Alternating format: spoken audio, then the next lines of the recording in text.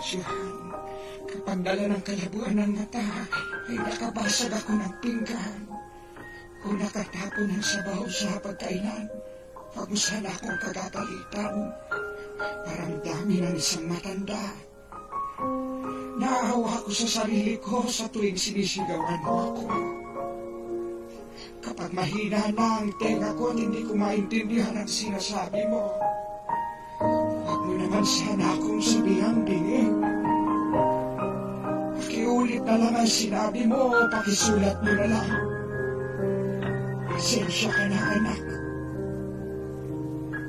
Matanda na talaga ako. Kapag mahina na ang tuhod ko, pagtyagaan mo sana akong tulungang tumayo. Katulad ng pag-alalay ko sa iyo nung nag-aaral ka pa lamang lumakad. Pagpasensyahan mo na sana ako. Kung ako man ay nagiging makulit at paulit-ulit na parang sirang plaka, basta pakinggan mo na lang ako. Huwag mo sana akong pagtatawanan o pagsasawaan pakinggan. Natatandaan mo pa ba, anak, nung bata ka pa? Kapag gusto mo ng lobo, ay paulit-ulit mong sasabihin yon. Paghapon kang nangungulit hanggang hindi mo nakukuha ang gusto mo. Pinagtyagaan ko ang kakulitan mo. Pagpasensyahan mo na rin sana ang aking amoy. Amoy matanda, amoy lupa. Huwag mo sana akong piliting maligo. Mahina na ang katawan ko. Madaling magkasakit kapag nalamigan. Kaya wag mo sana akong pandirihan. Natatandaan mo nung bata ka pa. Pinagtsatsagaan kitang habulin sa ilalim ng kama kapag ayaw mo maligo. At pasensyahan mo na sana kung madalas ako'y masungit. Dala na marahil ito ng katandaan. Pagtanda mo, maiintindihan mo rin ako. Kapag may konti kang panahon, magkwentuhan naman tayo.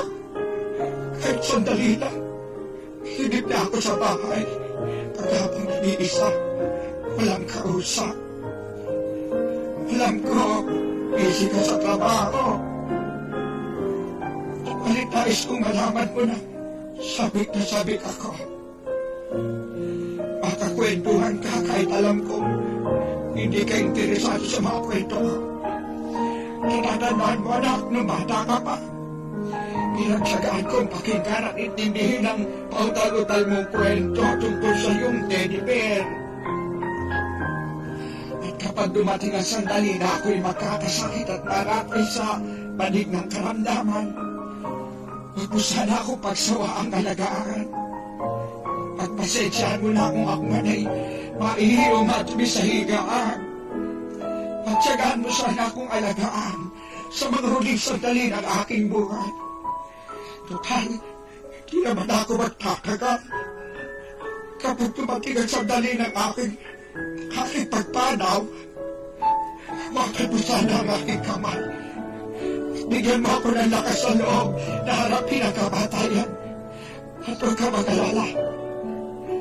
Kapag harap ko na ang Diyos na lumikha, ibubulong ko sa Kanya na pagpalain ka sana. Dahil naging mapagmahal ka sa iyong ama at ina.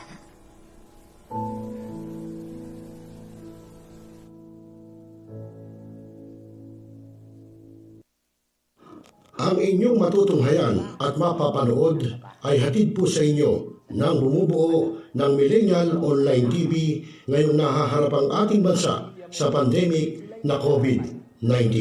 Magandang araw po. Mabuti ka pa, nasa bahay.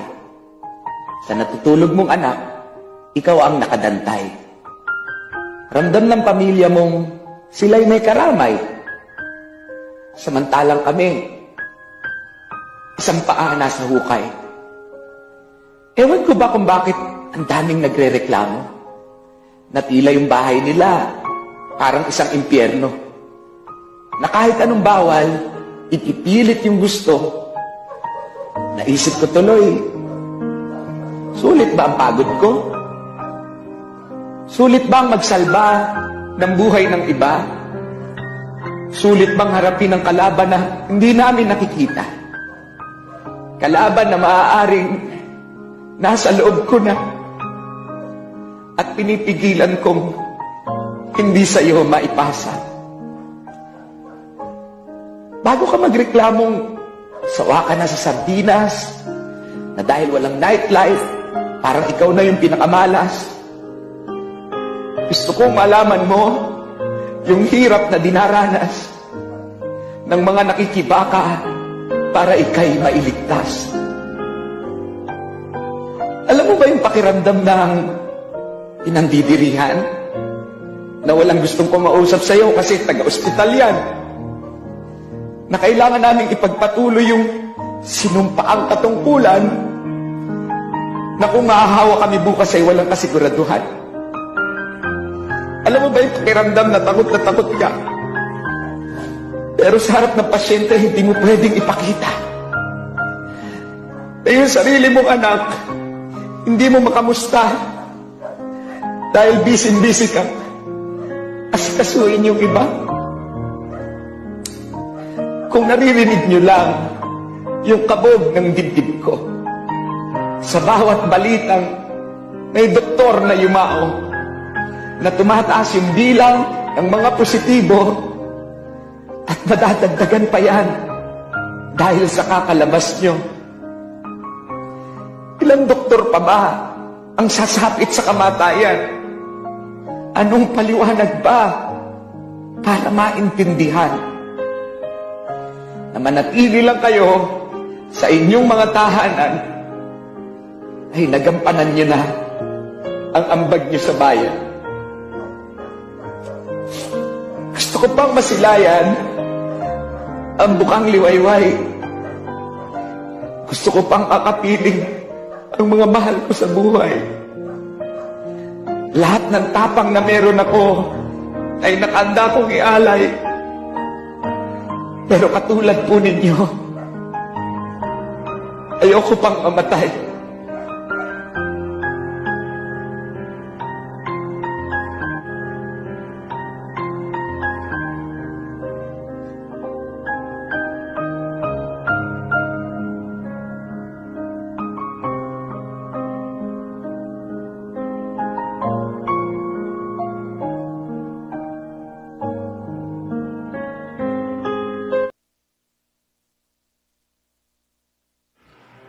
Mga milenyo, pagod ka na ba galing sa trabaho? At gutom na sa maghabong pagtatrabaho? Pero wala kang pagkain sa bahay? Narito na ang sagot, mga katropa. Ang Superman of Lechon. Napapawi sa inyong gutom at siguradong mapapa-anirize ka dahil sa tender juicy na jam mo pa. At siguradong malinis at bagong katay buhat sa farm. Kaya super masalasa at pangmasa pa. Ano pa hinihintay niyo, mga katropa? Takbo na sa Superman of Panteño Similuan at bumili na. Baka maabusan ka, katropa.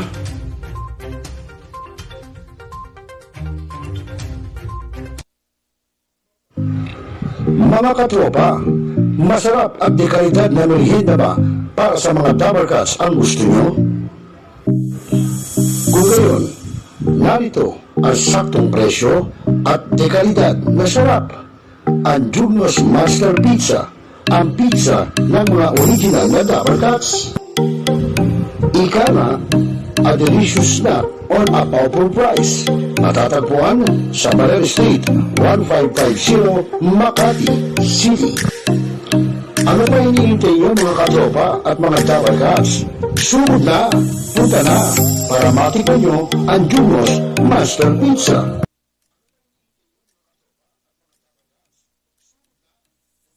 Ngayon, just to continue, Mr. Clyde Teves, the person named in the search warrant, was not around during the implementation of the search. Talakaya. Representative. Opinion.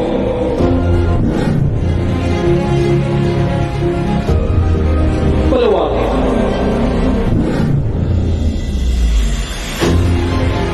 nasyonal. Nasa ROCEL dito na sa iyong Millennial Online TV.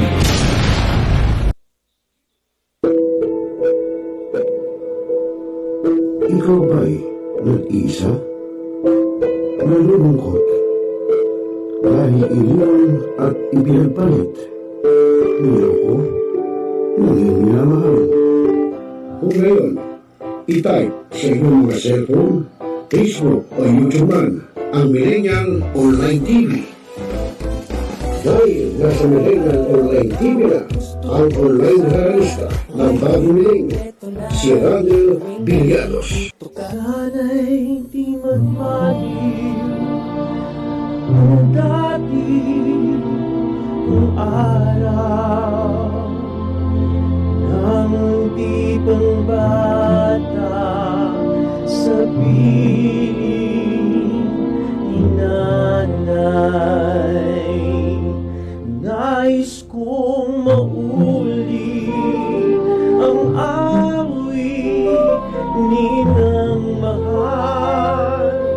You are the one who makes me happy when everything else turns to gray. Walk on through the rain. Walk on through the rain. Though your dreams be tossed and walk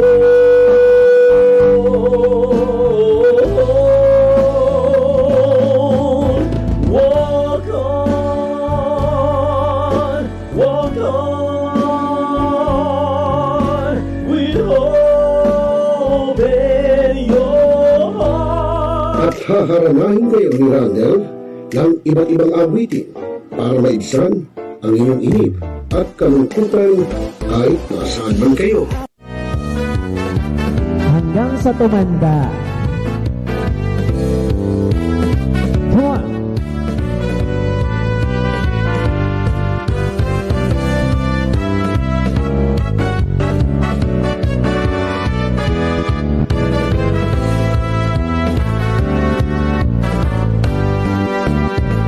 Kung matanda na, sana'y di tayo magbago. At pwede rin kayo makiduet kay Randall tuwing Huwebes ng hapon. Ano pa hinihintay nyo mga kamilenyo? Tawag na! Araw-araw ikaw ang gusto kong Hanap mo ba ay Unwind Ventures? Tara nang mamangha sa mga tanawin.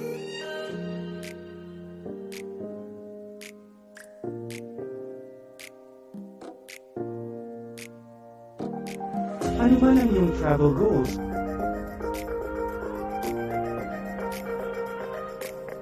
Dadalhin namin kayo.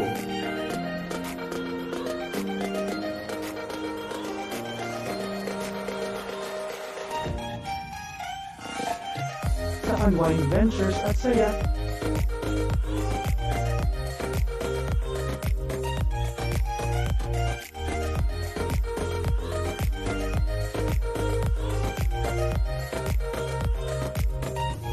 Dito lang sa Wow Biyahe.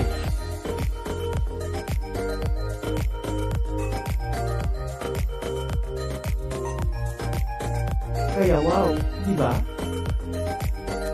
Abangan dito lang sa Millennial Online TV. Barangay, pangunahing unit ng pamahalaan lokal kung saan dito pinag-uusapan ang bawat sinalot ng mga residente ng bawat barangay. Dito rin pinag-uusapan ng mga piling hanggang na opisyal na barangay ang mga proyekto para sa kanilang barangay. Kumustahin natin ang panunungkulan ni Kapitan dito sa Dama Barangay sa Millennial Online TV worldwide, ang katropa ng bawat barangay. Ating tinatapos ang ating pagpupulong. Maraming salamat po sa inyong pagdalo at tapos na po ang ating session. Enjoy na po tayo.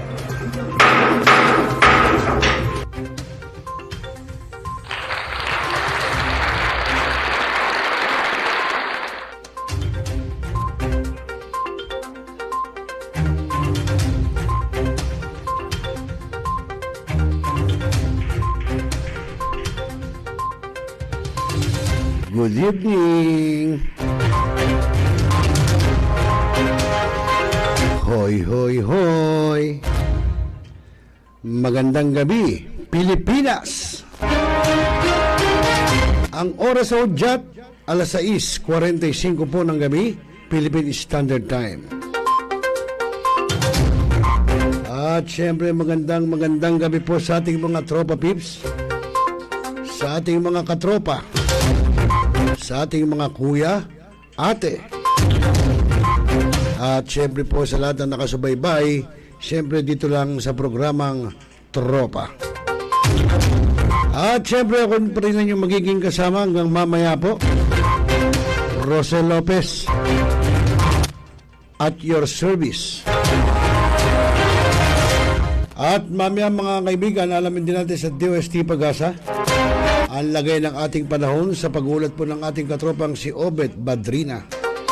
Alamin natin, meron pa bang isang bagyong darating? O LPA pa lang? O LPA na? O nasa labas na ba? Nasa loob na ba ng bansa? Mamaya po yan, alamin natin. At yung pong paglagda ni Senator MIGZ SUBIRI dyan po sa Maharlika Investment Fund, abay isa sa batas na po, no? Yung Maharlika. Ano ba yung may maganda ho ba yun? Yung iba kasi ayaw eh. Ewan natin. Mamaya alamin na lang natin sa mensahe, no? Sa ginawa nga press briefing ni Senador MIGZ SUBIRI sa Senado. Ayun, at tabo ko dyan ay yung panoorin din natin mamaya yung kapihan sa Senado na kung saan po ay pangungunahan naman yon ni Senador Grace po, no? Siya po ang mamaya, si Senador Grace po. Mamaya yan, malalaman natin. At syempre po, bago tayo magsimula, batiin muna natin, no? Yung mga nagbe-birthday po ngayong araw na ito, no? Actually kahapon pa ho ito, no? Nag-birthday po itong ating ka-batchmate, no? Si Bimbo Suteco ng Caloocan Land Transportation Office, Licensing Office. So mga kaibigan, panoorin natin at batiin muna natin si Bimbo Suteco.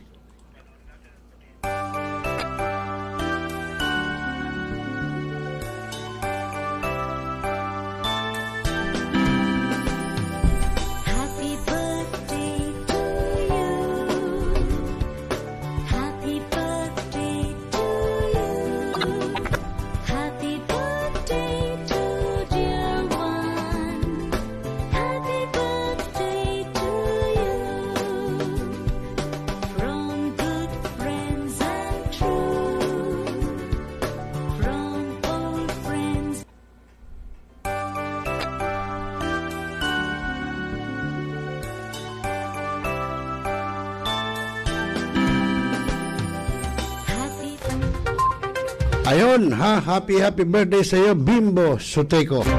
Yan po ang ating kabatchmate noon pong high school. Diyan po sa Malabon City, sa Elisa Esguera High School. Happy birthday sa iyo, mate Bimbo. Boss Bimbo, siyempre, tawagin natin Boss Bimbo. At agatid sa atin yan sa oras na alas 6:49 ng gabi, Philippine Standard Time. At magandang gabi rin sa ating katropang si Christopher de los Santos, si Kapitan Mapalad. Ayan, nanonood sa atin. Sabi niya, masayang araw sa iyo, Boss Rosel. Ikaw ang boss ko. Big time ka na eh, meron kang business eh. Ayan, si Christopher de los Santos.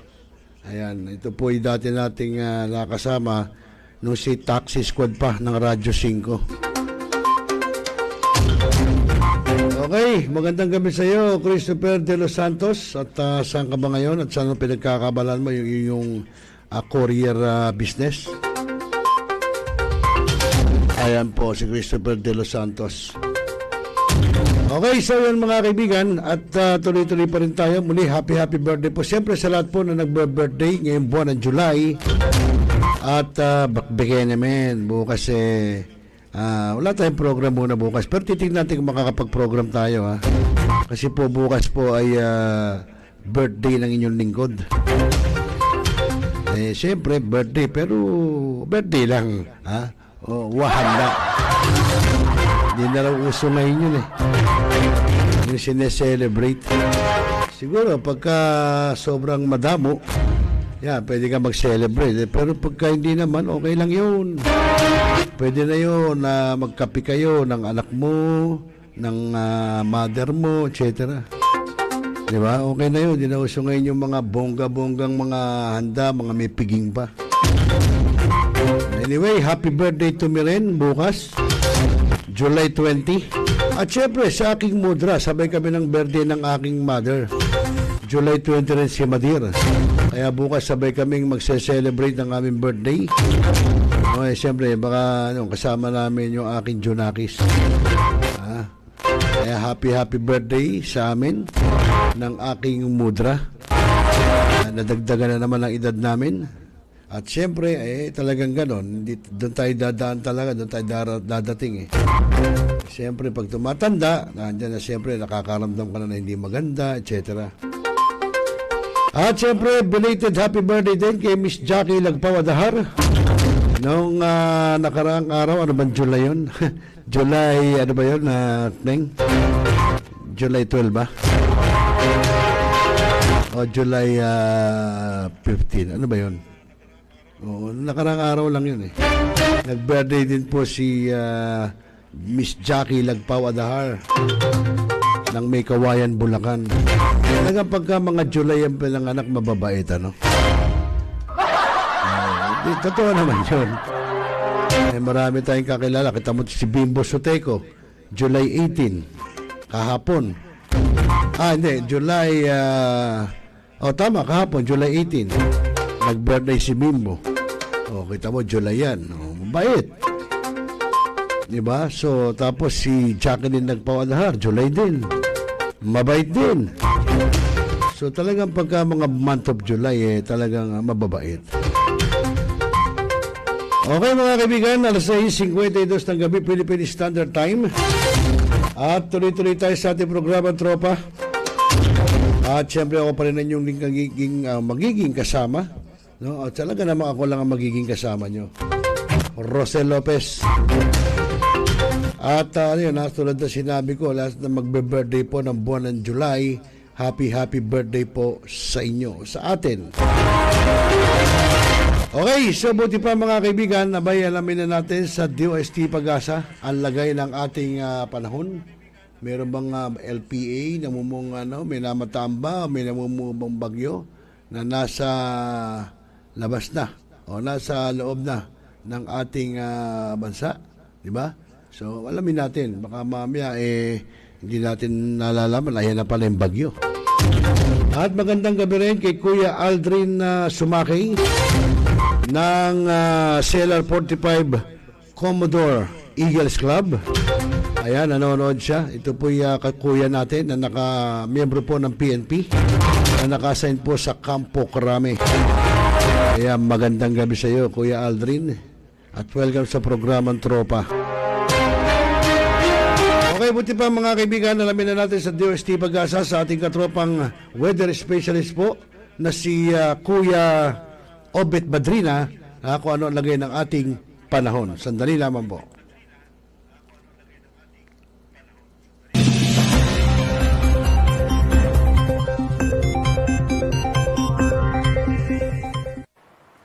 Magandang umaga po sa inyong lahat. Midweek na at narito na ang lagay ng ating panahon ngayong araw nga ng Miyerkules, July 19, 2023. Patuloy ho yung pagmomonitor natin sa low pressure area na ating binabantayan sa nakalipas na mga araw.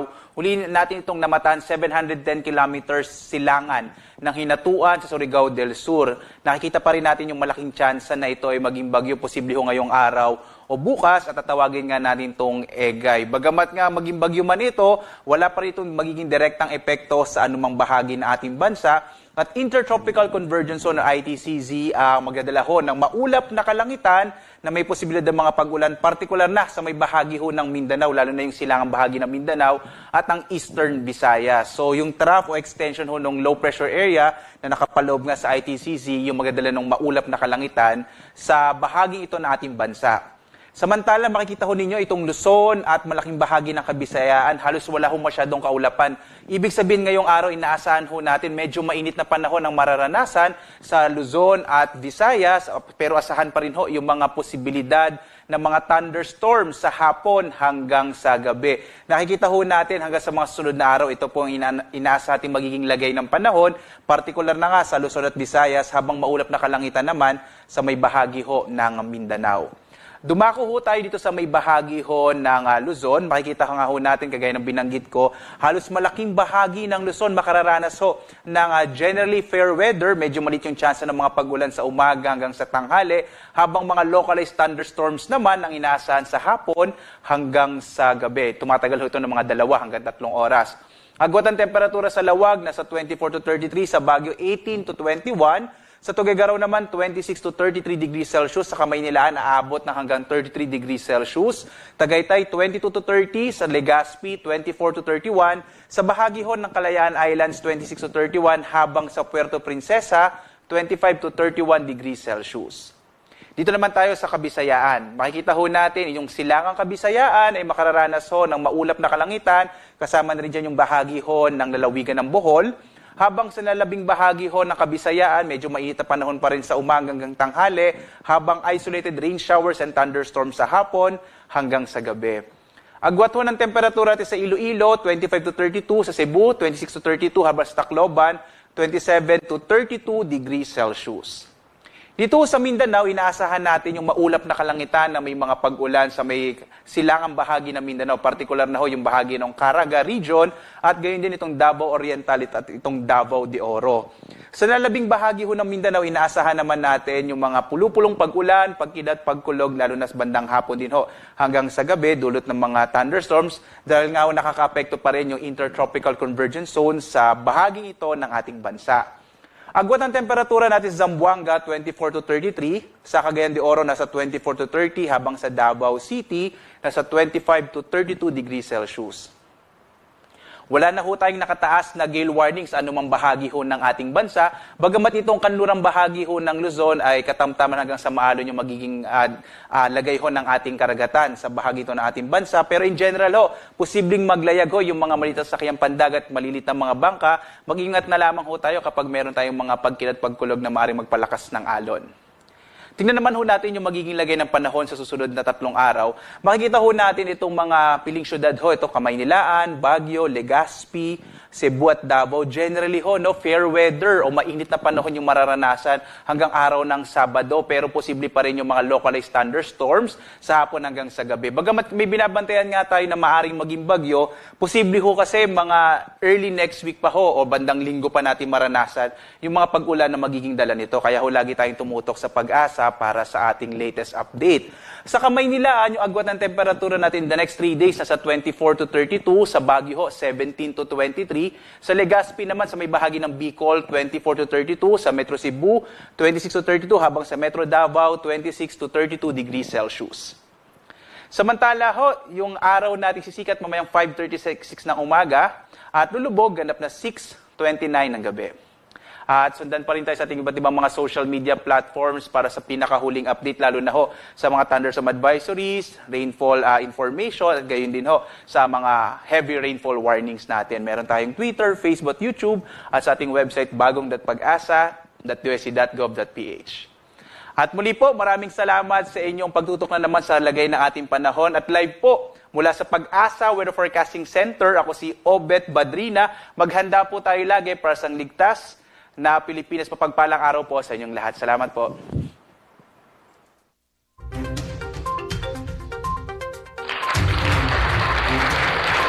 Ayun, maraming salamat sa iyo, katropang Obet Badrina.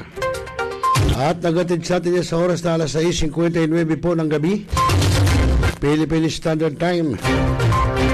At syempre po, ayun, narinig po natin, no? Kaya po tayo, yung ating mga kababayan, abay lagi po magdadala ng palangga sa ulan para hindi po tayo magmumukhang batyang chichiw. Okay, at nga pala, no, happy birthday din doon sa secretary, no, ni ng aming Governor Rafael Agkawili ng Central Luzon Region 45 na nagbe-birthday naman po ngayon si Dimple. Ayan. Kita mo, mabait din ho si Dimple, ha? Kita nyo, July rin kasi.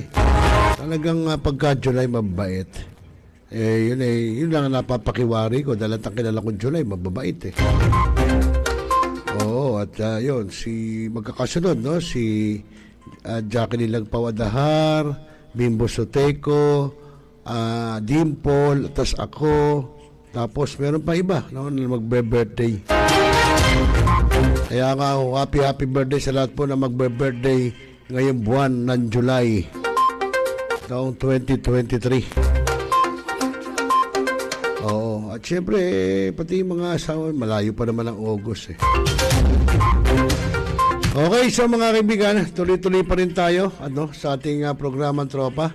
At siguro ko, after nyan, abay sunod na natin yung pong ginawang paglagda ni Senate President Juan Miguel MIGZ SUBIRI dyan po sa Maharlika Investment Fund. Ano ba ho yan? Yung iba ho kasi maraming may ayaw dyan eh. Pero siyempre pinag-usapan ng mga mambabatas, so inaprubahan, walang tumutol, so ngayon ay gagawin na isang ganap na batas. Okay mga kaibigan, so tunghayan natin para malaman po natin ano ba ito, no? Yung mga kababayan natin na hindi pa nalalaman itong Maharlika Investment Fund. Ito po. Good morning everyone. Katatapos na po yung pirmahan ng Maharlika Investment Fund Bill. It is now a law at high spirits po mga legislators kanina. Kasama natin si Speaker, of course the President was there together with the members of the Cabinet and several members of the Senate and the House of Representatives. So very upbeat ang feeling kanina at medyo excited na po ang Pangulo and the economic team to be able to highlight the Maharlika Investment Fund to the world for other investors to come in and support the fund. So binanggit din po ng Pangulo na excited na rin po sila mag-umpisa ng o magsagawa na ng mga list of priority projects for the Maharlika Investment Fund. So, hopefully, the SONA, may babanggit po siya ng mga concrete projects for the use of the fund. Sir, was there any request or say instruction or advice from the President because the Congress will have an oversight committee? Yes. Wala naman. Yung statement niya kanina, yung speech was the general speech, and I'm sure you can download the speech that he made earlier. Nagpaliwanag lang po siya sa mga haka-haka, mga kritisismo na kung hindi, sabi daw, and I'm saying verbatim, sabi ni Presidente, ang akala ng tao, bibili kami ng mga yate, ng mga aeroplano, na nakawin namin yung pera. And he said that Congress has put enough safeguards. First of all, hindi mangyayari yung under his watch. And secondly, sabi niya, napakaraming safeguards na ilagay po ang Kongreso.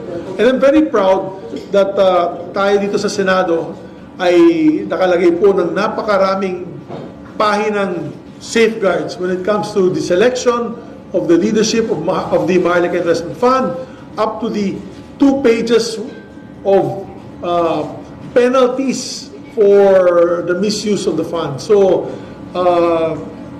we're very proud of our version, although nagkaroon ng konting controversy kasi nagkaroon ng double, itong provision na ito, double, tawag dyan, yung double periods, double provisions of the same prescriptive period, actually. And I think that was, as I mentioned and explained, it was an honest mistake by the staff. naiiyak na yung mga staff namin nung nangyari po. I mean, it was just an honest mistake. Nothing, no sinister motive by any of that. But lesson learned, and one of the lessons learned in this experience is to make sure that we have a clean copy before we approve it on third and final reading, even if it's a certified measure. Para sa ganun, wala na pong pangyayaring ito. Sir, on the part of the Senate, sabi mo, sir, sa PagAsa, sabi mo, sir, very upbeat feeling, they're gearing up yung mga projects that they would like to invest on. But sir, offhand, ano yung mga projects yung possible na unahin para kumita agad yung investment mo? Some are, one of the discussions was actually on the issue of the building of the Cavite to Bataan Bridge. It will be a tolling bridge. So, malaking bridge yan. It's a huge bridge that will connect Metro Manila to Cavite, through Cavite to Bataan. I think that will cut the travel time for many of the, maraming pumapasok sa Manila Port Harbor, sa ICTSI, at dinadala itong mga 40-foot, 20-foot containers pa sa Central Luzon, and also Bataan, AFAD. It will cut the travel time into a third. For example, what would be about a 3 to 4 hour drive. Alam po ni Dave Torres yan, yung aking assistant dito, dahil siya po ay taga Bataan. What would take about a 3 to 4 hour drive to Bataan will now take only 45 minutes passing through Cavitex. And the new Cavite-Bataan interlink bridge.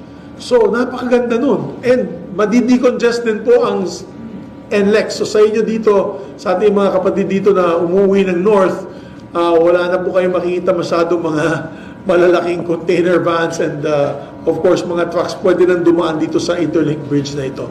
So, exciting times because that will also be a wonder and feat. Di ba pinupuntan bilang ginawang tourist site na yung Cebu-Bactan, yung bagong Cebu-Bactan Bridge at ginagawa po nilang highlight ng Cebu City. I think it will also be a good sign to see and show that we are actually spending a lot of our focus now on major infrastructure projects. So maganda po yan. Sir, parang mas maintindihan ng sir ng publiko. How will the government or the sovereign fund parang kita? Well, hindi naman kaya ng sovereign fund pondohan yan, no? Kasi, ano yan, 100 billions yata yung bridge na yan. So, magkakaroon po 170 billion, right? So, ayaw mo nang ilagay lahat ng pondo ng MIF dun sa tulay na yun. So, mangyayari doon, magkakaroon ng consortium. There will be, of course, private partners. Papasok ang Maharlika maybe as a 40, 50, or 60% investor. What's going to happen after the completion ng tulay, may toll po yan. Mangungulekta po ng toll fee. So, yung toll fee na yan, ay pupunta na, babalik po yung toll fee na yan sa Maharlika Investment Fund.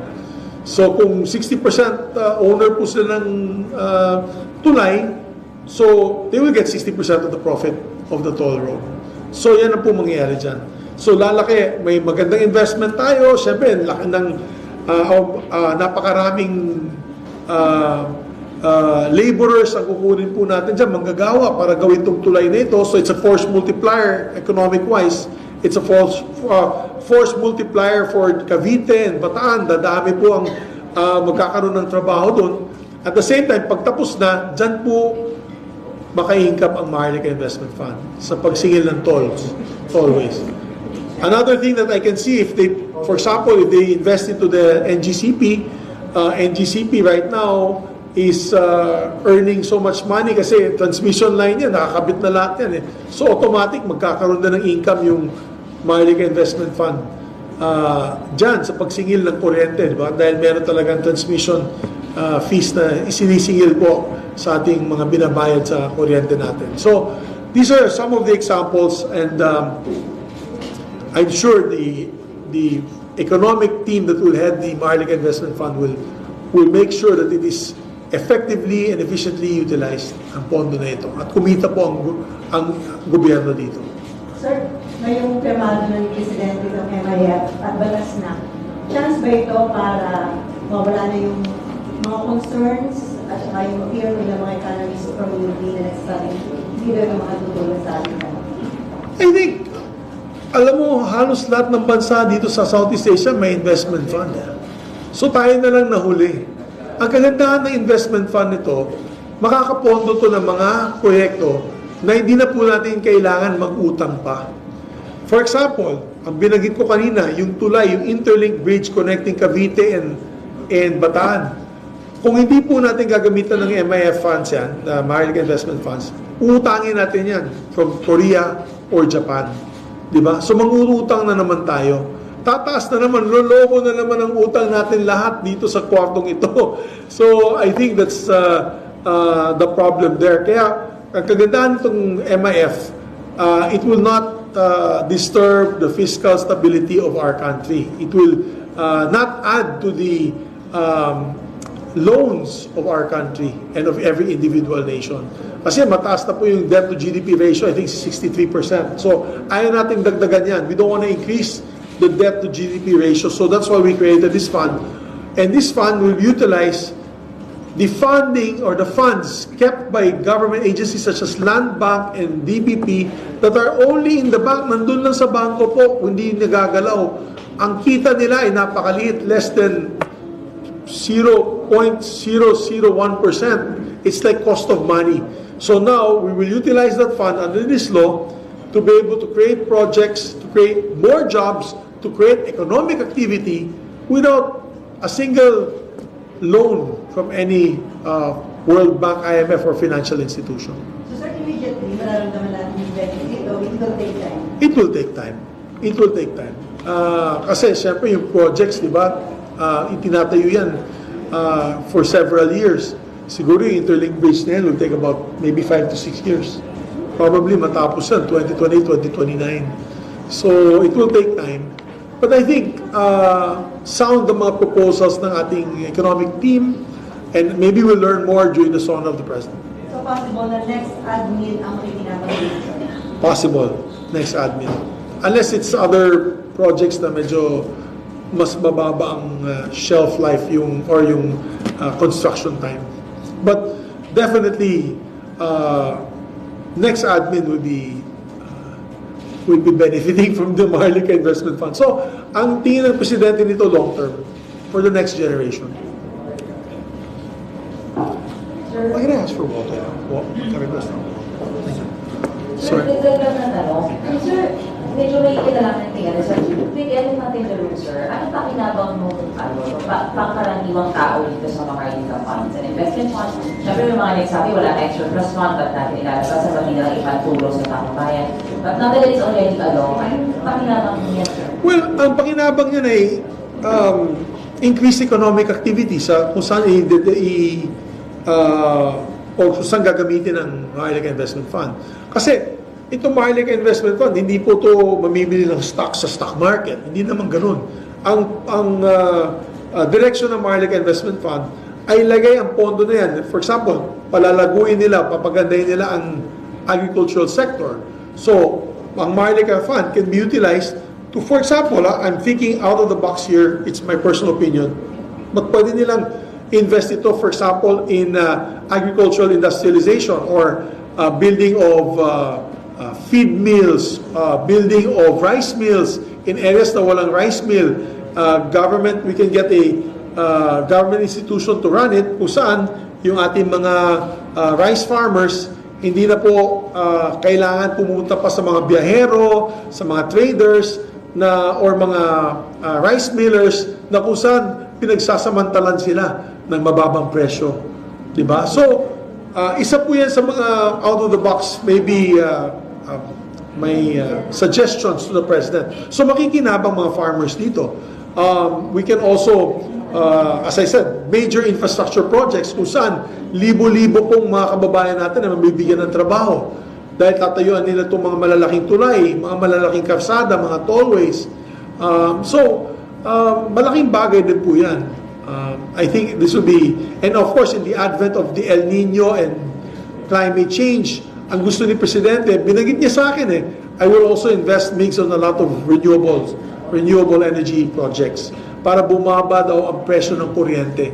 Dahil kung fossil fuel projects, napakamahal, imported pa, ang gusto niya, more renewable, more solar, more wind turbines, more hydroelectric projects, like his father before him that built all the dams. And I think we should also look at more water impounding projects kasi naalala nyo, bago nagkaroon ng sobrang daming ulan ng isang araw na nagbaha, prior to that, akala natin El Nino, mainit, nagkakaproblema tayo sa water rationing. Alam mo sa ibang bansa, napakasimpleng kanilang sagot dyan. They have all small, medium, and large water impounding projects, mga dams, para magkaroon po ng sapat na supply ng tubig. Biro mo sa disyerto, sa Estados Unidos, sa Nevada, yung Grand Canyons, disyerto yan, walang tubig dyan. Walang ulan. It only rains maybe 1 week of the year. Pero dahil sa 1 week na yan, nailalagay po nila lahat sa isang magandang dam, which is the Hoover Dam, which is where they get all their water and electricity needs. So, kailangan natin pag-isipan yan in the light of climate change, na baka magkaroon ng mga climatic changes na kung saan apektado ang ating water system and electricity supply. So, I think the President is excited to move towards that direction, more renewables, using the MIF as the fund source. Thank you. More jobs, sir. More jobs, direct jobs. Yes. Sir, sabi po ni Senator Rizal Ontiveros, marami na raw napaplano na questioning po sa Supreme Court ng Maharlika. Are you confident, sir, na mag-withstand ng law? Yes. All the laws that we have passed in the Senate and in the House of Representatives, we always make sure that it will stand the test of scrutiny by the Supreme Court. It is beyond us to pass a law that we feel is unconstitutional. Ibig sabihin yan, we did a poor job and we did a bad job in passing these laws. So, it's safe to say, in my opinion, the Maharlika Investment Fund can withstand the scrutiny of the Supreme Court on this particular issue. Yes. Sir, isa po dun sa mga sinasabi ng mga critics is dahil investment po ito ay possible pa rin yung risk, sir. So, with all the projects that you mentioned, sir, do you think, ano yung chance na may chance po ba talaga na malugi ito? What are the chances na mangyari? Well, like any fund, I think the most important thing is piliin natin yung mga tamang tao na mamumuno nitong fund na ito, di ba? There's always a risk in any fund.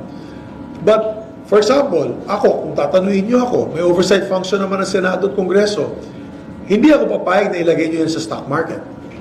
Dahil yung stock market, taas baba. Right now, medyo patay ang stock market, no? So talagang hindi tayo papayag na ilalagay doon. Kung infrastruktura naman, I think it is money well spent. Kasi gagawa tayo ng tulay. For example, yung MIF can also fund the One Visayas Bridge program, kung saan i-connect po natin yung Panay Island through Guimaras to Negros. And then from Negros, maglalagay po tayo ng tulay connecting to Cebu. And from Cebu, connecting to Bohol. Di ba? Ang ganda. So, ang mangyayari ng toll roads din yan, toll roads. Pero ang kagandahan nito for tourism. And what is it?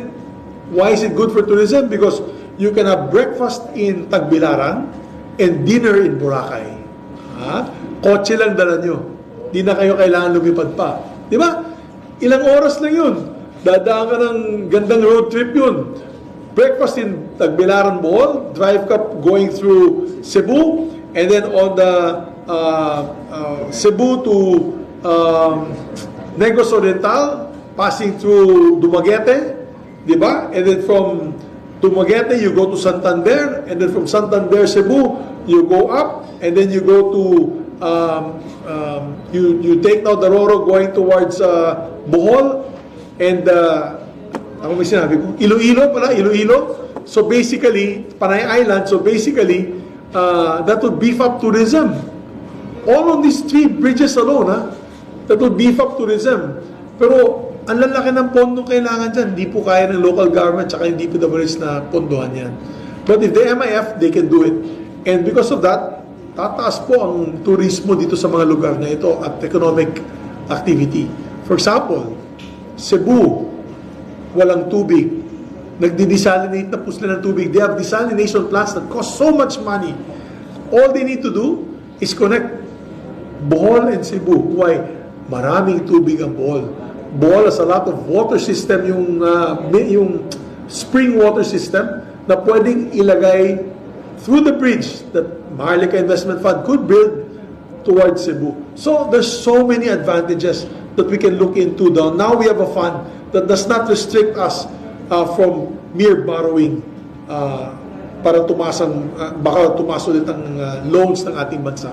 So napaka-exciting po ng pondo ito, properly implemented. That's why the fund is only as good as the team that manages it. So let's hope that the President will assign a good management team for the MIF. Sir, dun sa mga example niyo po, for example, yung mga bridges, sir, pagka hindi toll bridge yung i-invest ng Maharlika Fund, paano po yung balik dun sa pondo? Kasi for example, if it's for economic activity or tourism or jobs, pero paano po yung mismo pera na babalik yung return dun sa Maharlika Fund? Yung economic activity na binagit ko, yan yung parang outcome, no? That's the favorable outcome of an investment of the Maharlika Fund with these projects. Ibig sabihin, ito po ang secondary advantage ng projects na itinatayo dun, which is labor, jobs, yung increase in tourism and economic activity in the area.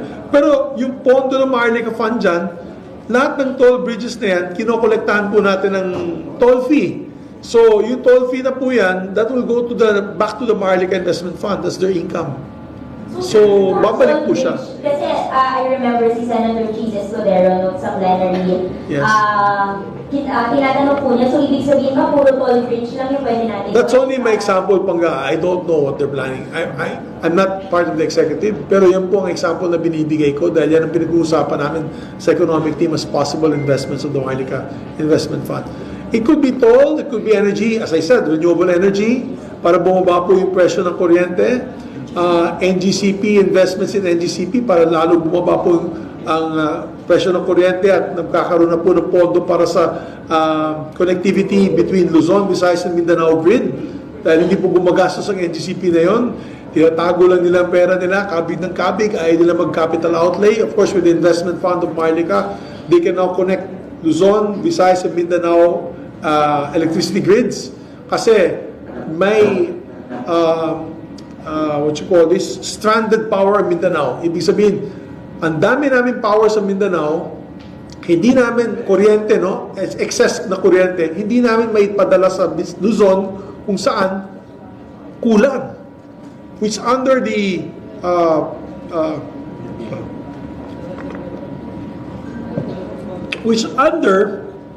initial proposal of the NGCP, when we created the franchise for the NGCP, sagot ng NGCP na i-interconnect itong tatlong main islands na ito. Hindi pa nila ginagawa. So, out of the sheer frustration of the President, sabi niya, let's invest in the NGCP para now we can demand as investors na gawin itong mga projects na ito. That will help bring down the cost of electricity.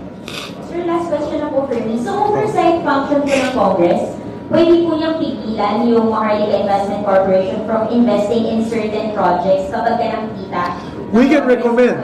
Absolutely, we can recommend to the economic team favorable, but we can recommend na mag-ingat sila sa mga ganitong klaseng investments.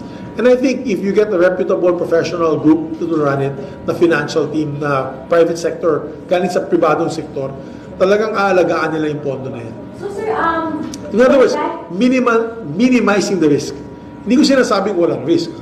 Well, minimizing the risk. Sir, before the fact po, before sila mag-invest in a certain project, pwede pong harangin ng Congress or kasi yung nangyayari po usually is nag-investigate po after the fact, after na mangyari, for example, yung isang questionable na or irregularity. Pero dito po ba sa Maharlika Investment Fund, before mag-invest, pwedeng harangin or... Hindi naman harangin. Siguro pwede natin, we can invite them, we can convene the committee, once you convene the oversight committee, papatawag po natin yung head ng MIF at yung team niya at tatanungin natin kung ano ba ang plano nilang investments para sa pondong ito, at pwede rin natin kung meron po silang plano na inalabas o linabas na sa media, pwede po natin i-question kung bakit yun itong mga projects ang gagawin ninyo sa pondong ito. That's the oversight power of Congress. Thank you. Thank you, sir. Thank you. Hi, my dear. Good Yeah. SB, the Department of Finance is eyeing to finalize the implementing rules and regulations for September. But how sure are we na hindi mag-veer away yung IRR from the spirit of the law? Given na SB, may mga instances in the past na yung IRR is violative dun sa Senado at Kamara. I totally agree with you on that. Marami po tayong batas na ipinasa na nagkaroon po na ng kaibahan dahil sa IRR, Implementing Rules and Regulations. As a matter of fact, there was a proposal by Senator Tolentino one time to lead a panel to take it up to the Supreme Court. No, if they can actually do that, these government agencies on the implementation of the law.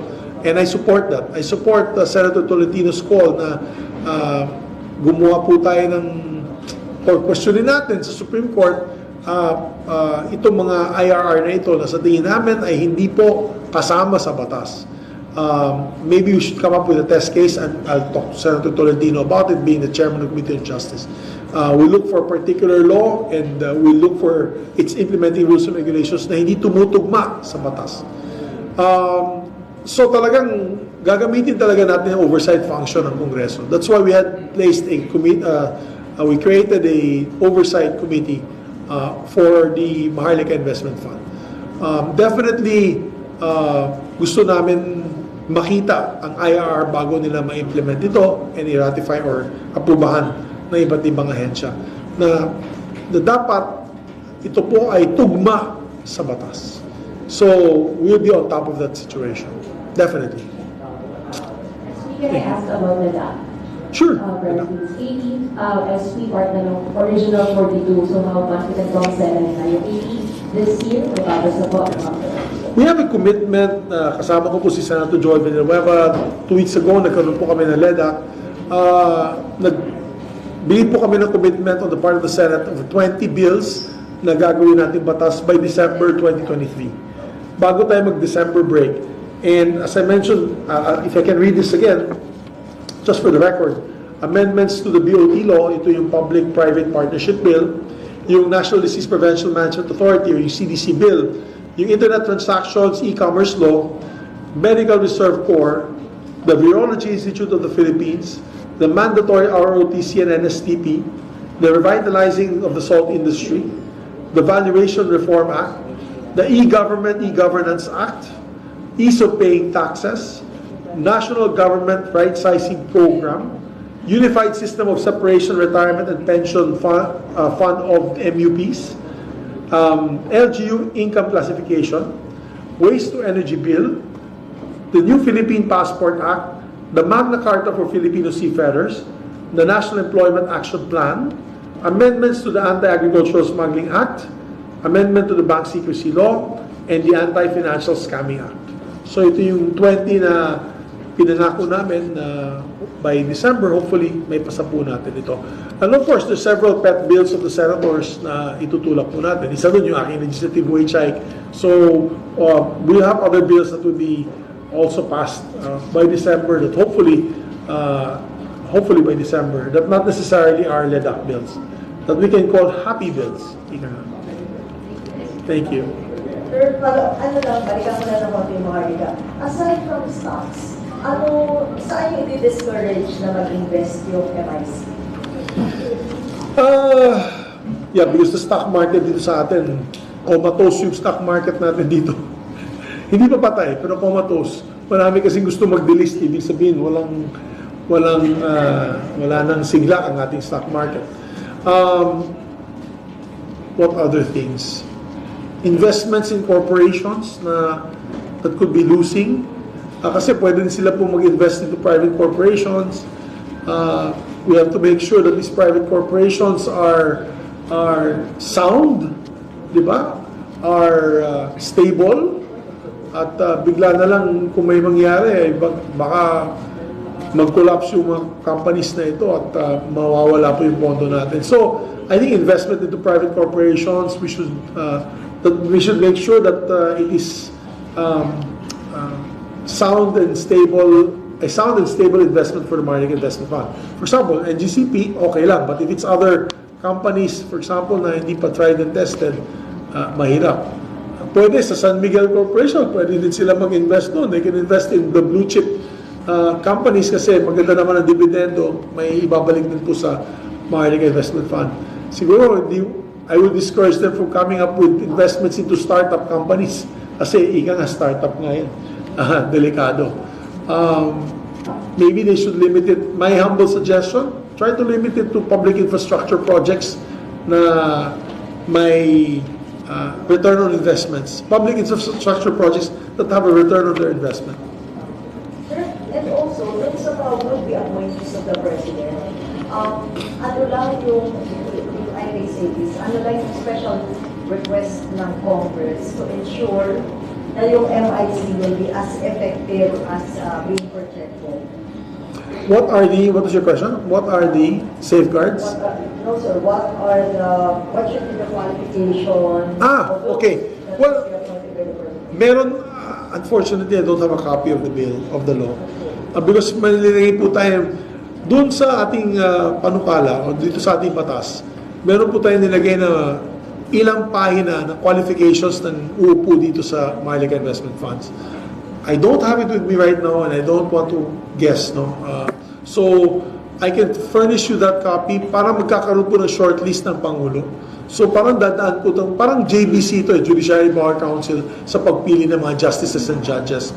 Ibig sabihin, they'll choose the best of the best, ibibigay po nila sa Pangulo ang top 5 names, at pipili ang Pangulo dyan sa mga pangalan na yan. So, dadaan ng butas ng karayom ang upo bilang manager nitong investment fund na ito. So, dadaan po siya ng proseso. The President cannot just, out of his top of mind, say that I want so-and-so to be head of the MIF. It has to go through a screening and selection committee by the board of the MIF. So, it will have to go through a process. I will furnish a copy. You'll all be getting a copy of the law as soon as we finish this meeting. Sorry, just to clarify, pero yung Congress wala naging say dito. If ever, not really like a CA. Wala po CA. Wala po CA. Just a say about these appointments. Wala. Unless we convene the oversight committee and recommend to the President among his top choices sinong pipiliin doon. So it's more recommendatory. Sir, one last point. Kasi you mentioned a list of proposed measures that you will be prioritizing sa second regular session. How about resolutions? Kasi we yes, of course. Resolution on UNGA, like for example, Senator Risa. I support Senator Risa's proposal on taking back to the United Nations General Assembly itong issue natin sa West Philippine Sea. Obviously, we should not stop at the arbitral ruling. Di ba? Na-award na sa atin yan, yung lugar na yan, exclusive economic zone ng Pilipinas. Ang problema, since ilang taon na? 2014 ba yan? 7 years. 7 years na dinaan ng arbitral ruling na yan.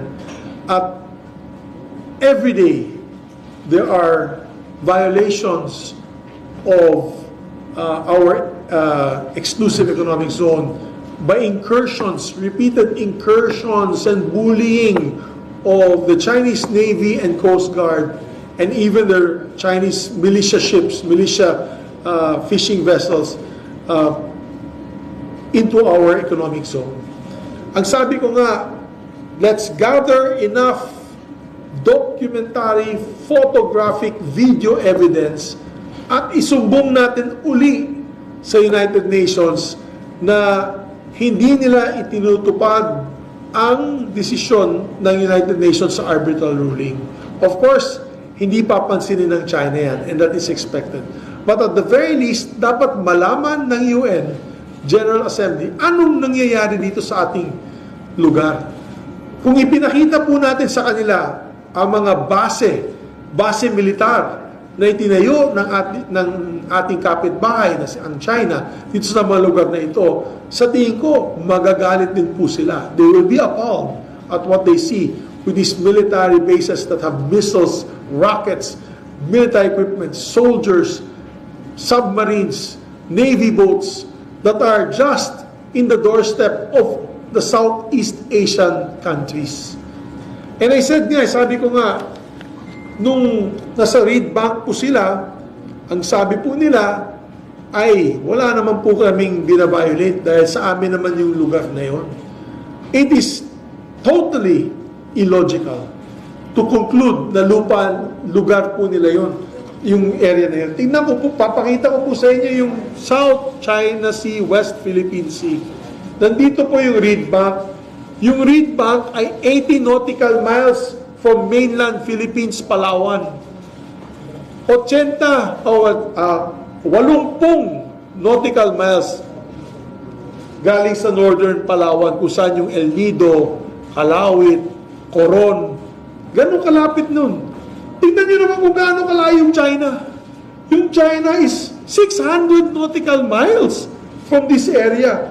So, it just boggles the mind on their logic that sa kanila po itong lahat, which is their 9-9. Obviously, that is right beside the Philippines, which is part of the exclusive economic zone, and the traditional and historical fishing grounds of Filipino fishermen. Pag may barkong China dyan, makikita mo yan from northern Palawan. Ganun kalapit na yun. Papayag pa sila na ganun din ang gagawin ng ibang bansa sa kanilang teritoryo? Hindi. That's why I call it a creeping invasion. Tinadahan-dahan po nila palapit na palapit po sa Pilipinas at sa ibang bansa katulad ng Vietnam. So, I find it totally illogical for them to conclude that it is their territory. Just look at the map and you will see who is telling the truth. Napakasimple lamang po. And if we do not do a pushback, if we do not stand on this particular issue as a nation, baka pagising po natin bukas, nandun na sila sa El Nido, Palawan. At baka i-claim na rin po nila yan. If po hindi po tayo tatayo at manindigan dito sa posisyon na ito. Sir, just a follow-up in relation to that, sir. May nakipag-meet si former President Duterte kay Chinese presidency. Ano yung bukod sa former president siya, tingin ba, sir, may appropriate pa yun? Ano yung personality niya? And ano yung weight mo? I just saw that issue. I just saw that news on my way here galing sa Malacanang. I don't want to comment kasi hindi ko po alam anong circumstances ng kanyang meeting. Baka that's a private visit lang. So, I don't want to make a comment on that particular issue. Basta importante, this coming week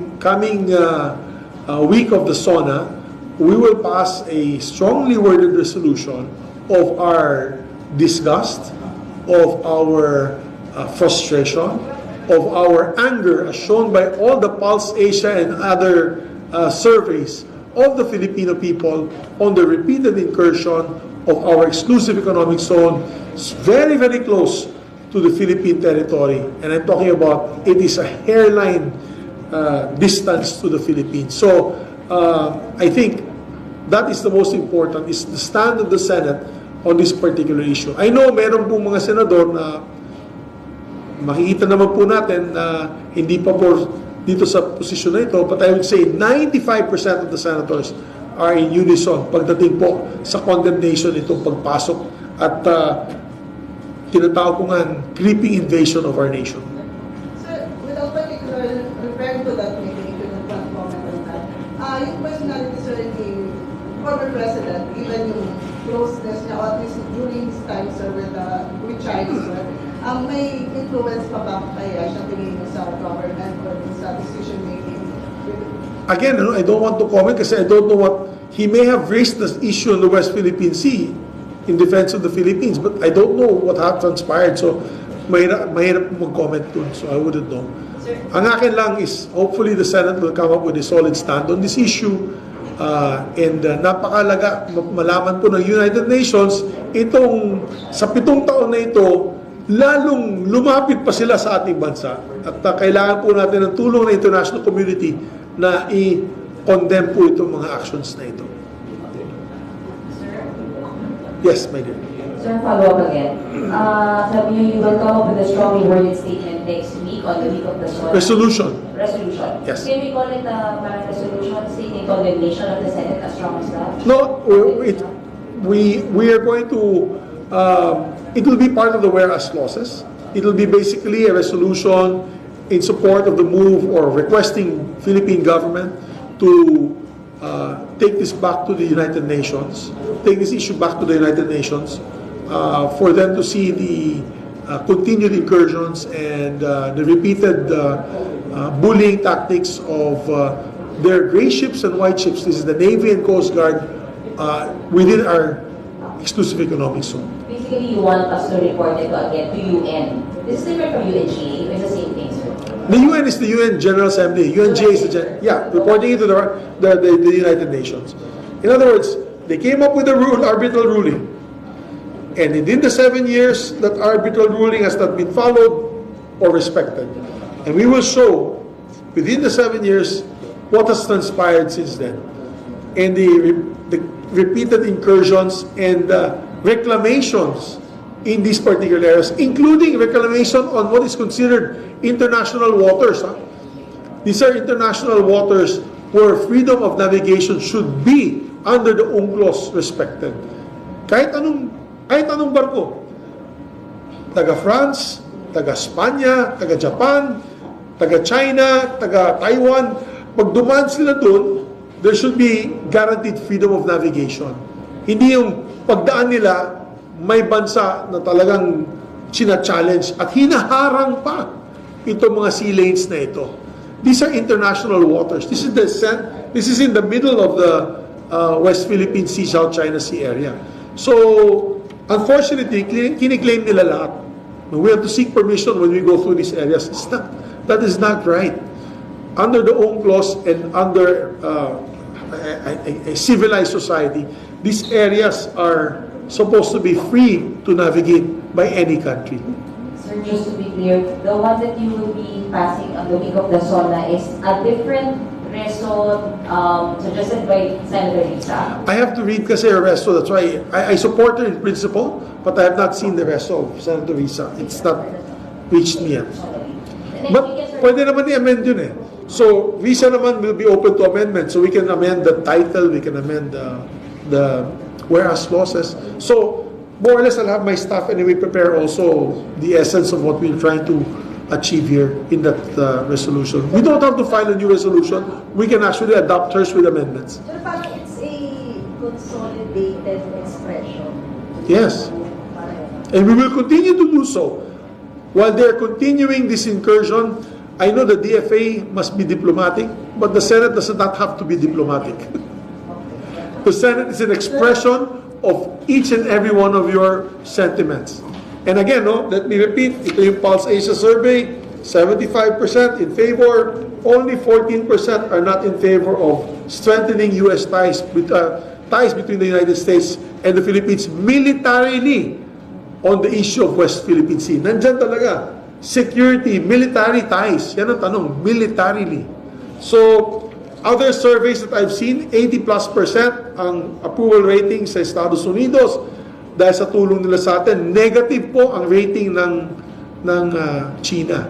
So, pinapakita lang po natin, I'm not trying to pick a fight, I'm just stating the facts. Pinapakita natin, galit na ang ating mga kababayan sa pag-aabuso nila dito sa lugar natin, na ating lugar ito. Itong Reed Bank, PagAsa Island, yung Ayungin Shoals na napakalapit. Mas malayo nga PagAsa Island sa Ayungin Shoals eh. Nasa gitna yun eh. Palawan, Ayungin Shoals, PagAsa Island. So, mas malapit pa sa Pilipinas yun. Gusto nila paalisin yung mga Marines natin doon. Ano sila? Wishful thinking po yan. Matibay po mga Marines natin dyan. And we stand with them and we salute them. Sir, based on sa binigay niyo at pinakita niyo documents tsaka yung mga diniscuss niyo, sir, para malaman naman sa panghawakan na panibig na kung hawakan ng administrasyon na kahit an inch of our territory hindi mawawala under this administration? Yes, yes. Absolutely. That's why we're fighting back. We're pushing back. And the President agrees with us. I mean, of course, we have to wait for his official statement. At to that lang, sir, satisfied kasi kayo dun sa so far mga statements ni President Marcos na kailangan pa ng Senate na mag-come up with its own stand. I mean, independent body naman ng Senado. The Senate has always been the last one of the, what they say, the last bastion of democracy. We are not, the Senate has time and time again pushed for policy on issues of foreign relations, of industries. So we are a policies, I'd say, we also help dictate policy for government. So I think it is important that we maintain this type of independence from the executive. So if the executive wants to remain diplomatic about it, we don't have to be held by that diplomacy, but we can express our sentiments as what we should do in this particular issue. It is a nationalist issue. It is an issue of our territory. Ayoko po magising po tayo na wala na po yung Palawan sa atin. Di ba? That will be a failure on our part as a society and as a people and this generation to allow that to happen. So, if we don't push back now, like what Vietnam is doing, ginagawa ng Vietnam po nito na yun. Pino-push back po nila yung China. As a matter of fact, binan nila yung Barbie movie dahil sa 9-dash line. Diba? Ganun katindi ang kanilang galit at nationalism at walang nag-complain. Nung sinabi po nila, ibaban. Yung mga kababayan nila, hindi po nag-complain. Kung si Presidente mismo yung categorical naman sa amin, di ba mas may bearing para sa baka mas ng China? Kasi parang may observation na... He's familiar with the issue. As a matter of fact, ilang beses niya na tinawag yung Chinese ambassador to Malacanang to explain what is going on. So, I don't want to short guess. Let's wait for the President's State of the Nation address. He might say something about the West Philippine issue, West Philippine Sea issue. Baka may sasabihin siya doon na magandang pakinggan at magulat po tayo lahat. So, I don't know. But we'll wait. But so far, sir, hindi naman po kayo nakukulangan dun sa mga statements so far ng PagAsa? No, because I'm actually very happy with what the administration is doing. Dinadagdagan po nila yung white ships at gray ships natin doon. Kasi kung policy po ng gobyerno na huwag tayo lumaban, walang ipapadala na barko doon ng Navy at Coast Guard. Pero dinadagdagan po nila ang barko ng Navy at Coast Guard doon. That means they're in unison with what the administration is thinking, which is basically to protect our assets, to protect our sea lanes, to protect our fishermen from the harassment of our Chinese neighbors. So, definitely kung opposite yung direction ng Pangulo dyan, walang mga barko nagpapatrol na galing sa Pilipinas dito sa mga lugar nito. Pero dinagdagan pa nila Dinagdagan pa nila. And as a matter of fact, nadagdagan din po ang military training exercises with the Philippines and the United States. Sir, you mentioned yung show kasi diba, sobrang hintay na lang natin na mag-iba yung bago doon. Yung Senate law, from your end, do you intend to give an additional budget to the Absolutely. For the construction of, say, our own artificial islands? Absolutely, Sharia. Absolutely. As a matter of fact, magdadagdag po ako ng pondo for PagAsa Island. On my personal capacity, gagawa po kami ng tinatawag natin institutional amendments na pagandahin natin yung mga government facilities doon, yung mga healthcare. Gagawa po tayo ng maternity care ward doon sa maternity clinic sa PagAsa Island. Imagine, may 1,000 pala nakatira doon na kababayan natin at hindi po sila makakapunta ng mainland Palawan. Nanganganak na po sila doon. Wala po silang facilities. So, I committed to the authorities together with the local government na magdadagdag po kami ng pondo para sa healthcare facilities nila doon And of course, sa classroom buildings, kasi giba na daw yung mga classrooms nila doon, para makita nila na minamahal po sila ng ating mga kababayan sa mainland. At minamahal po ng gobyerno ang mga kababayan natin sa PagAsa Island. We're also committed to give a desalination facility for the island. So, we're going to add funding for that. Sa Ayungin Shoals, we're discussing it with our friends in the military, o paano natin sila matutulungan na additional protection for our Marines that are based in Ayungin Shoals. I cannot mention specifics because it is best not mentioned and malaman pa ng mga kalaban natin. But definitely there will be more funding assistance to these areas. Yes, definitely this year, yes.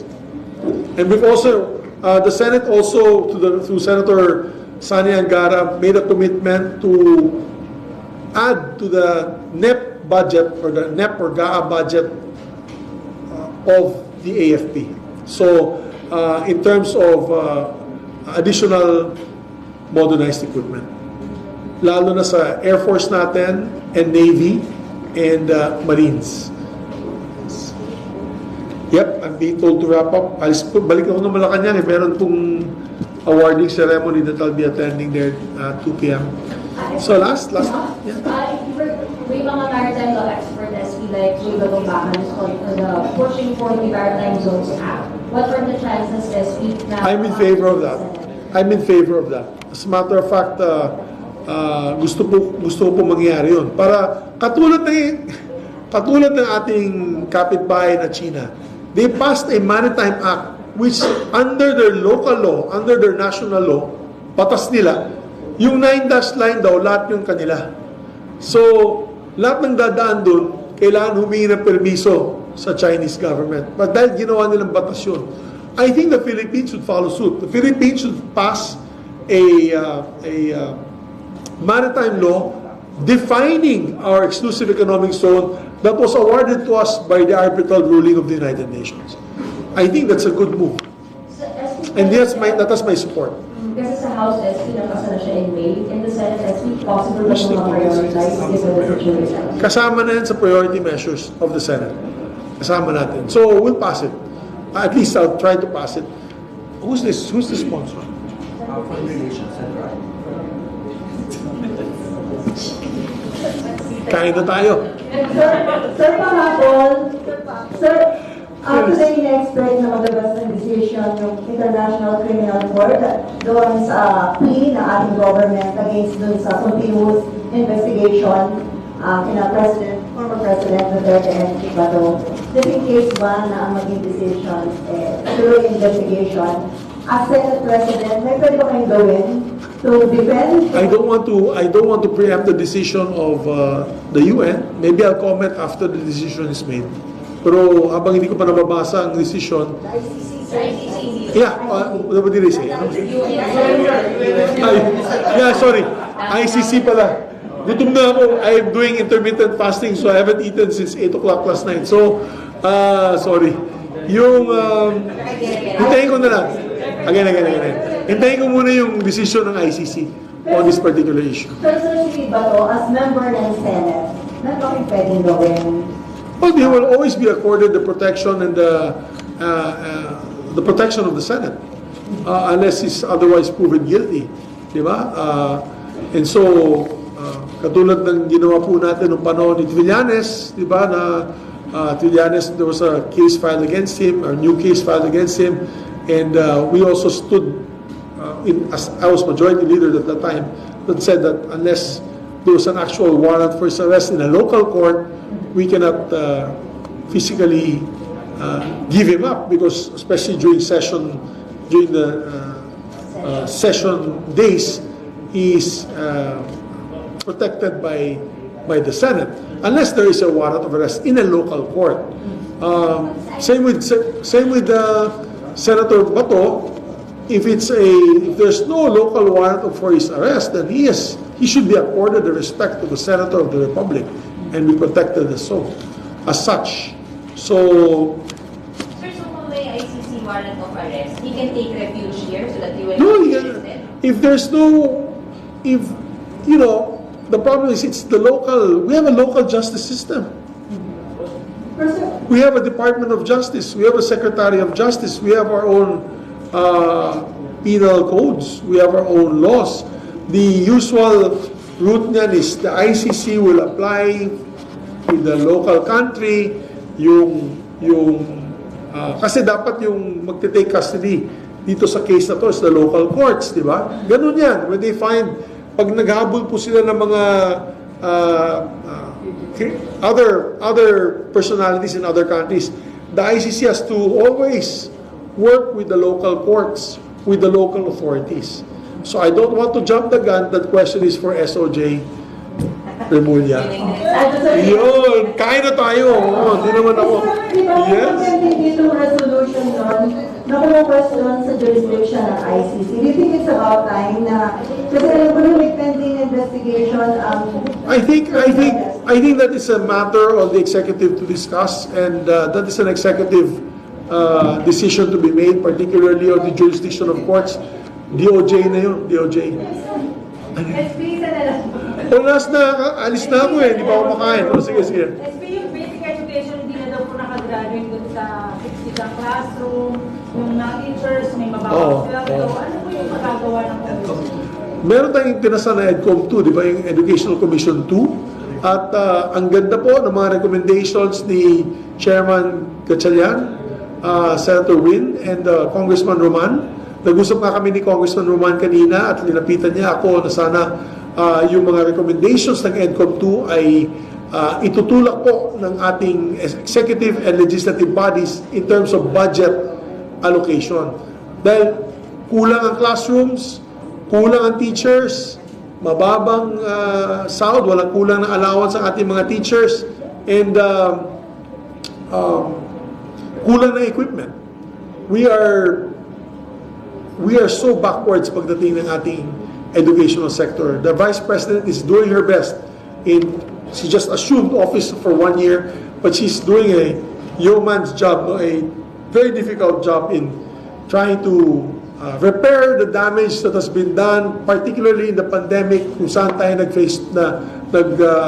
hindi po tayo nag-face-to-face instruction. So, we have to fix that problem. I think kailangan natin tutukan talaga edukasyon ng ating mga kabataan. And I'm fully supportive. As a Senate, we will be fully supportive of the recommendations of EDCOM 2, particularly on the budgeting request for modernizing our equipment, increasing our classrooms, teachers' education and training. Kasi yung style po ng training nila ay medyo minsan ay outdated na po. So, like for example, yung mga anak ko sa private school, they're doing Singapore math.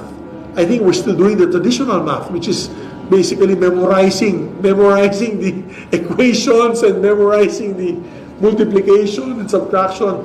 Ibang bansa, iba na yung sistema ng edukasyon nila. So we have to really look at the recommendations of EDCOM. Sir, isa na lang pa, wala ko tinig pa. Hindi pala to. Absent siya eh. Disqualified. Joke lang, di ba? Titigil na yung online attendance sa hearing kapag wala naman ng protocol and antigen. Titigil na daw. Wala naman siguro antigen, I think. Sir, ayaw niyo sabihin, papayagan pa ba yung mga online attendance or itigil na? That will be a prerogative of the chairperson. Buhay po tayo ng online Zoom meetings for committee level, but it is, I mentioned to the chairperson, it is your prerogative. For example, Blue Ribbon, ayaw na ni Senator Tolentino ng online. Kasi ang hirap naman, totoo naman ang hirap naman kumuha ng, makahingi ng yung totoong, or mailabas ang katotohanan kung siya po'y nasa Zoom at may nagko-quote sa witness or whoever resource person na tinatanong nyo. So, it depends. I think if you're talking about, let's say, for example, bukas may hearing on my bamboo bill, if it's bamboo research and development, pwede naman siguro taga-UP Los Baños, sa UP Los Baños na lang sa mag-Zoom at magsalita. Pero depending on the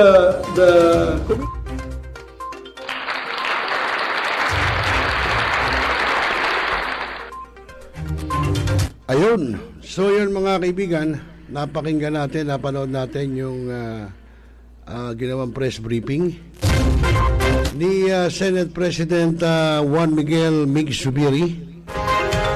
Yun nga po yung sinasabi natin tungkol sa Maharlika Investment Fund.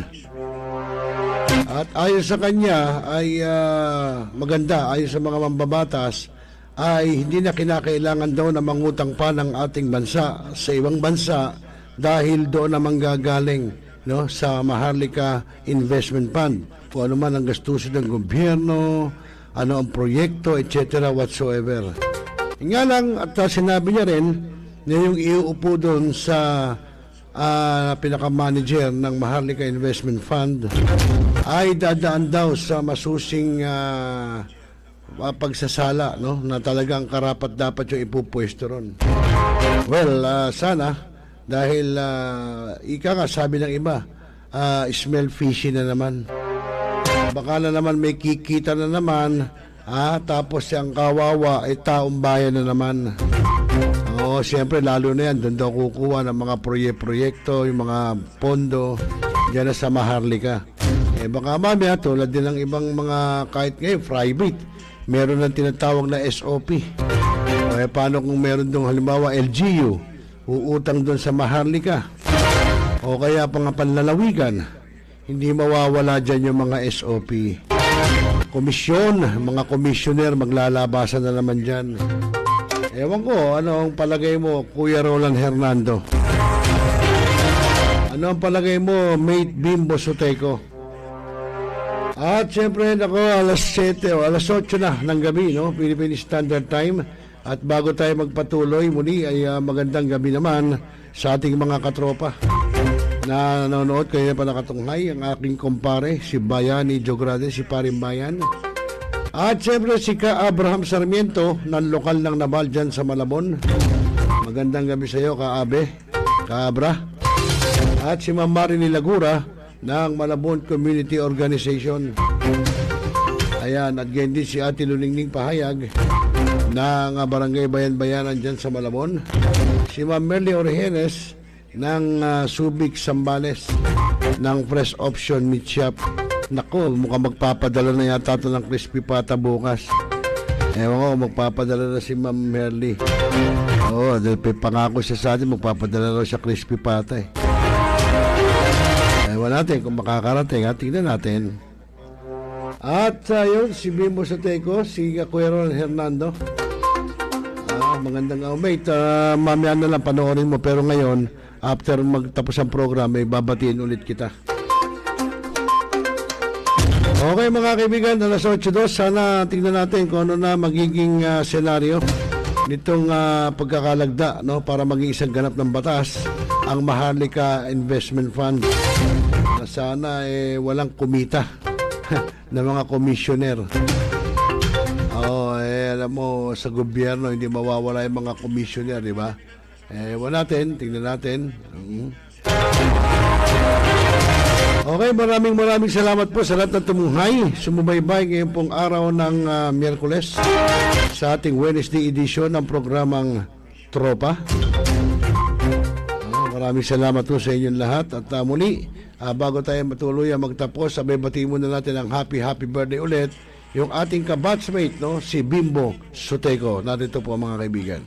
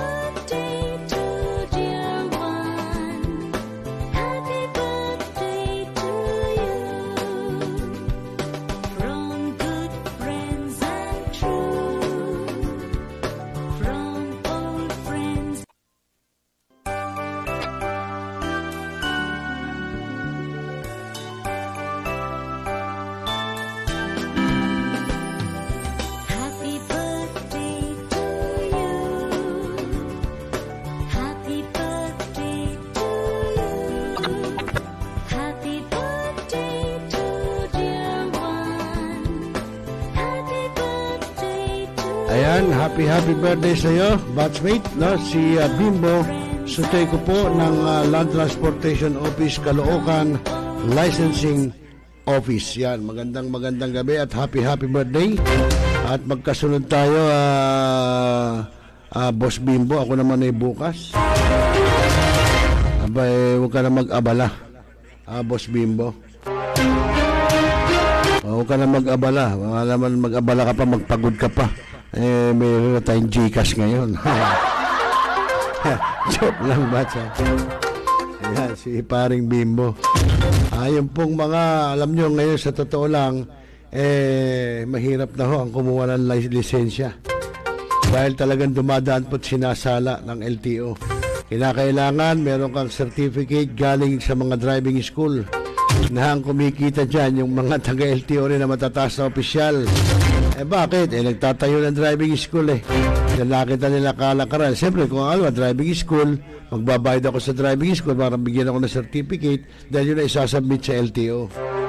At pagdating naman sa LTO, nandyan pa rin, mag-exam ka pa rin sa computer. No? Kaya wala nang kadaya-daya ron. Nga lang, ang masaklap dito, yung pong kawawang mga pobre na kumukuha ng lisensya na gumagastos ng malaki. Yun, yun ang problema natin. At siya nga ho pala, speaking of Facebook, si Meta, medyo ano ba nangyayari ho, dahil yung katulad to, yung aking kabatsmate si Bimbo Suteco, nahack yung kanyang Facebook account, na kung saan akala nung kanyang mga kaibigan na siya pa rin yung nag-chat-chat, abay, nangihiram ho ng pera at nagpahiram naman. Hindi na alam, hindi na ho si Bimbo yun. Hindi lang ho si Bimbo, yung aking pinsan po, si Neil Santos ng ospital ng Malabon.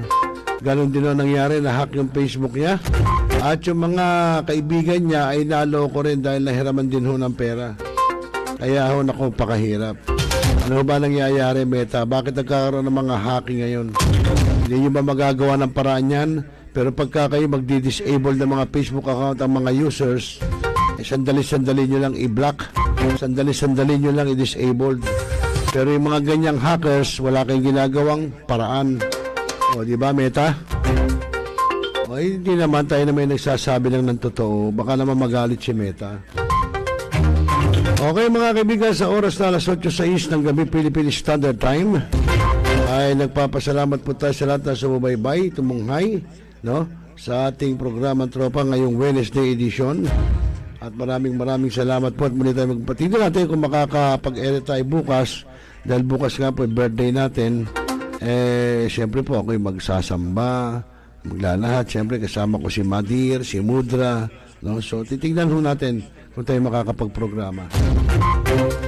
Muli po mga kaibigan, at maraming salamat po sa inyong lahat, sa lahat na sumubaybay, at makita-kita po tayo ulit kung sakali na makakapag-program mo tayo bukas ay mas maganda, no?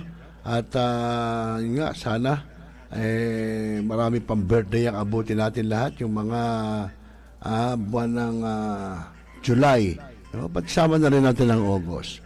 Muli po ako yung lingkod, ROCEL LOPEZ. Magandang gabi Pilipinas at mapayapang magdamag. Magandang gabi po.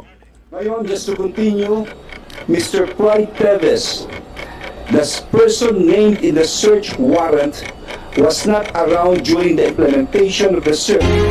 Talakaya. Representative. Opinion.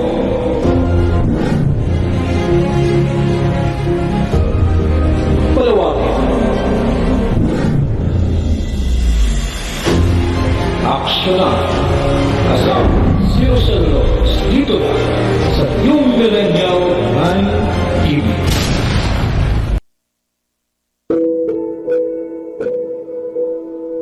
Ikaw ba'y nag-isa?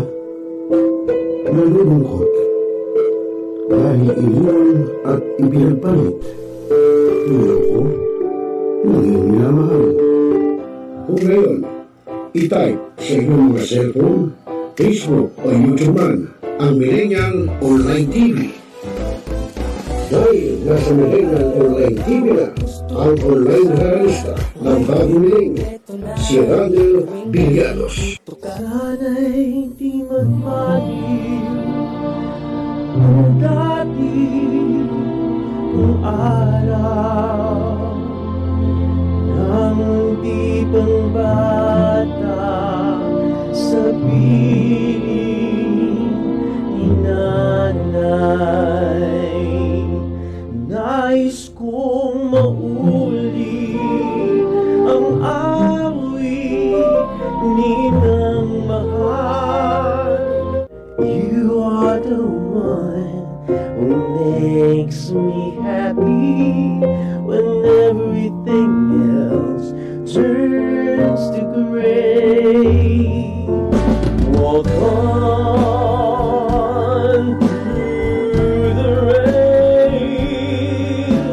Walk on through the rain. Though your dreams be tossed and walk on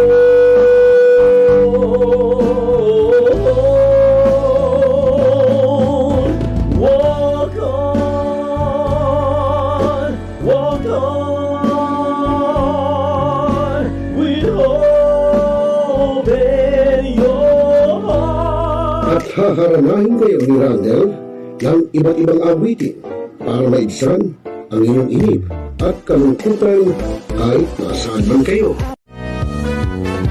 Hanggang sa tumanda. Come on.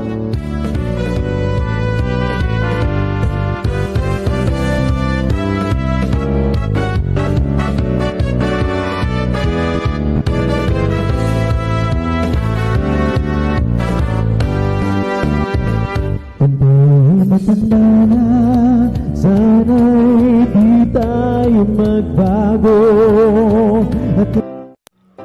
At pwede rin kayo makiduwit kay Randel tuwing Huwebes ng hapon. Ano pa hinihintay nyo mga kamilenyo? Tawag na!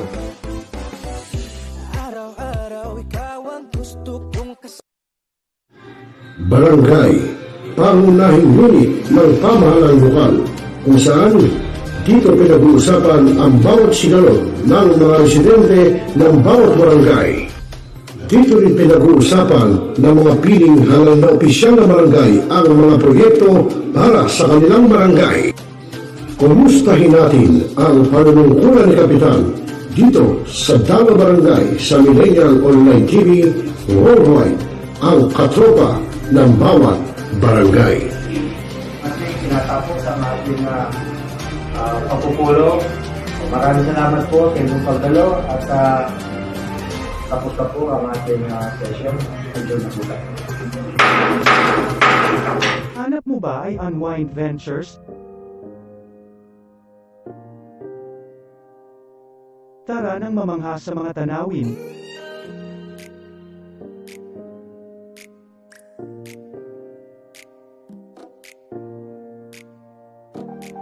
Ano man ang iyong travel goals?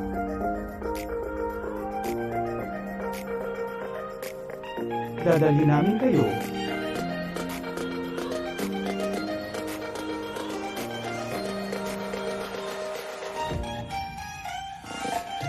Sa Unwind Ventures at saya.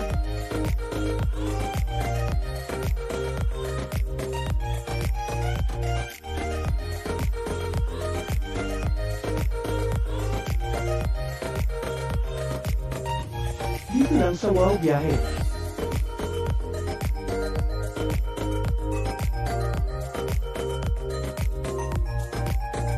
Kaya wow, di ba? Abangan dito lang sa Millennial Online TV. Mga milenyo, pagod ka na ba galing sa trabaho? At gutom na sa maghapong pagtatrabaho? Pero wala kang pagkain sa bahay? Narito na ang sagot mga katropa, ang super manok lechon. Napapawi sa inyong gutom at siguradong mapapa-analyze ka dahil sa tender juicy na jumbo pa at siguradong malinis at bagong katay buhat sa farm, kaya super masalasa at pangmasa pa. Ano pa hinihintay nyo mga katropa? Takbo na sa Superman o Panteño Siniluan at bumili na. Baka maabusan ka, katropa.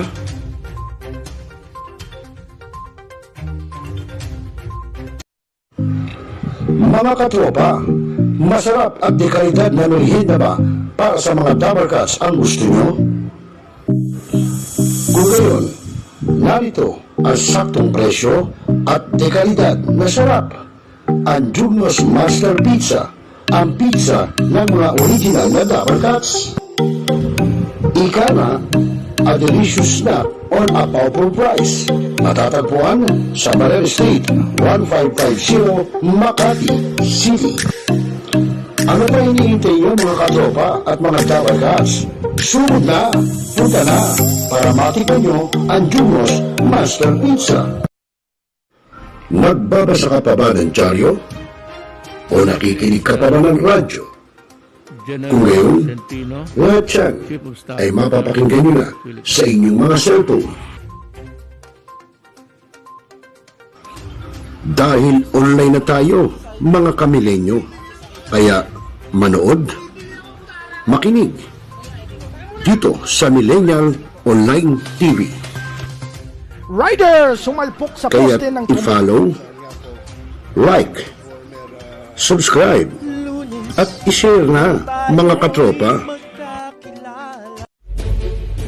Pinaigting, pinalakas, ang bagong news online TV ng bagong milenyo.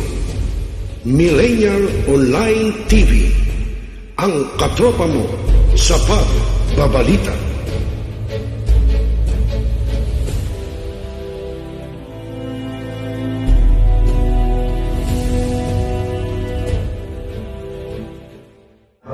Hi, this is Maharlika doon. Nananawagan ako sa ating mga katropa, no? At mga kaibigan, mga kababayan, na palaging tumutok sa Millennial Online TV. At yan ay pinangunahan. At yan ay pinangangasiwaan ng aking kaibigan na si ROCEL. At ang mga nanunood dyan ay hindi bobo! Mga kababayan, ang pambansang awit ng Pilipinas. Kayang mag-ibig, telas ng sinakalan, alam ng puso, sa titik mo'y buhay.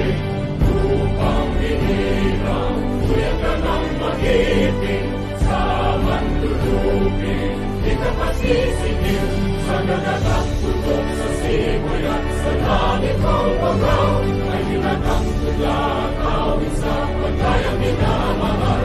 Ang isang lang matawad ko'y tagumpay na nag-iibig, ang bituin at araw niya kailan pa may magdidinig. Luma ng araw ng walhagit pagsinta, mo'y langit sa piling ko. Ang higaya ng pagkay mag-aami, at mamatay ng dahil sa'yo.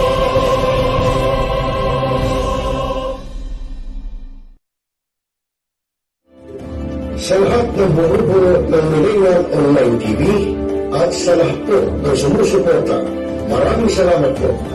Millennial Online TV is now signing off.